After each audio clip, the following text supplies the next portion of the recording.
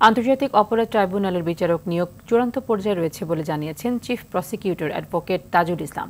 বৃহস্পতিবার নিজ কার্যালয়ে ব্রিফিংয়ে সাংবাদিকদের এই কথা বলেন তিনি আরও বলেন, ট্রাইব্যুনালের বিচারক নিয়োগ চূড়ান্ত পর্যায়ে রয়েছে। এছাড়া তদন্ত সংস্থায় 10 জন নিয়োগ পাওয়ায় গতি পাবে তদন্তের।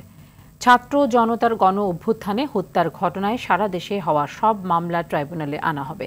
এদিকে আজ আরও 3টি অভিযোগ দায়ের করা হয়েছে ট্রাইব্যুনালের প্রসিকিউশন ও তদন্ত সংস্থা মিলিয়ে এখন পর্যন্ত অভিযোগ জমা পড়েছে 28টি। সবগুলোতেই প্রধান আসামি হিসেবে অভিযুক্ত করা হয়েছে শেখ হাসিনাকে।